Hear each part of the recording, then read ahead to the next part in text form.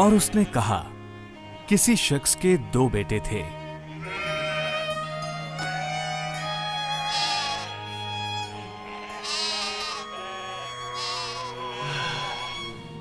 उनमें से छोटे ने बाप से कहा, ऐ बाप, माल का जो हिस्सा मुझे पहुंचता है मुझे दे दे।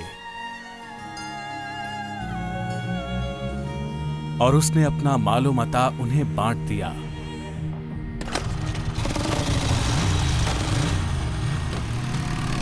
और बहुत दिन ना गुजरे कि छोटा बेटा अपना सब कुछ जमा करके दूर दराज मुल्क को रवाना हुआ और वहां अपना माल बदचलनी में उड़ा दिया।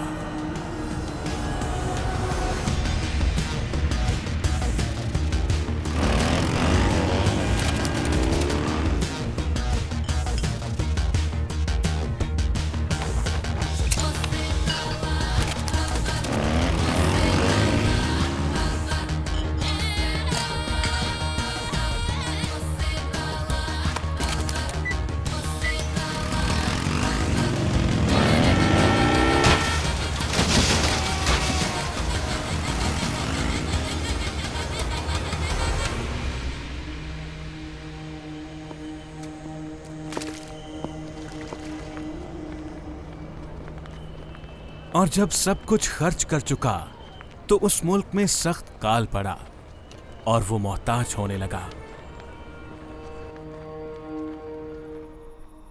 फिर उस मुल्क के एक बाशिंदे के हाथ जा पड़ा। उसने उसको अपने खेतों में सूअर चराने भेजा। उसे आरज़ू थी कि वो फलियां जो सूअर खाते थे उन्हीं से अपना पेट भरे, मगर कोई उसे ना देता था।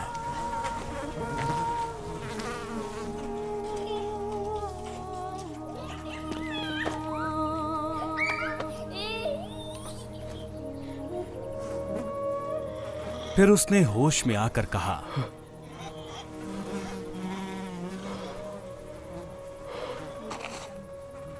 मेरे बाप के बहुत से मजदूरों को इफरात से रोटी मिलती है और मैं यहां भूखा मर रहा हूं।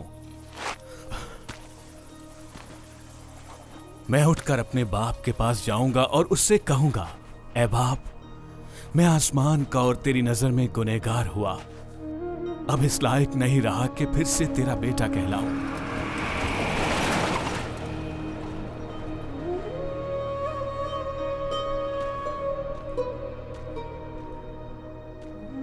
मुझे अपने मजदूरों जैसा कर ले।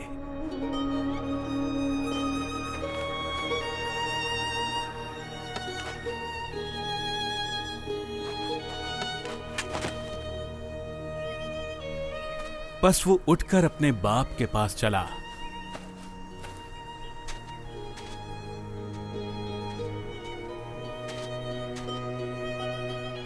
वो अभी दूर ही था कि उसे देखकर उसके बाप को तरस आया और दौड़कर उसको गले लगाया और चूमा।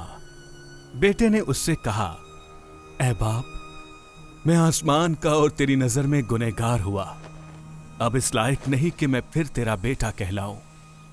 बाप ने अपने नौकरों से कहा, अच्छे से अच्छा लिबास जल्द निकालकर उसे पहनाओ और उसके हाथ में अंगूठी और पांव में जूती पहनाओ और पले हुए बछड़े को लाकर ज़िबा करो ताकि हम खाकर खुशी मनाएं, क्योंकि मेरा बेटा मुर्दा था, अब जिंदा हुआ, खो गया था, अब मिला है। बस वो खुशी मनाने लगे, लेकिन उसका बड़ा बेटा खेत में था। जब वो आकर घर के नजदीक पहुंचा तो गाने बजाने और नाचने की आवाज सुनी और एक नौकर को बुलाकर दरियाफ्त करने लगा कि ये क्या हो रहा है। और उसने उससे कहा, तेरा भाई आ गया है और तेरे बाप ने पला हुआ बछड़ा ज़िबा करवाया है, क्योंकि उसे भला चंगा पाया। वो गुस्सा हुआ और अंदर जाना ना चाहा, मगर उसका बाप बाहर जाकर उसे मनाने लगा। उसने अपने बाप से जवाब में कहा, देख, मैं इतने बरसों से तेरी खिदमत करता हूं और कभी तेरी हुक्मतुली नहीं की, मगर मुझे तूने कभी बकरी का बच्चा भी नहीं दिया कि अपने दोस्तों के साथ खुशी मनाता।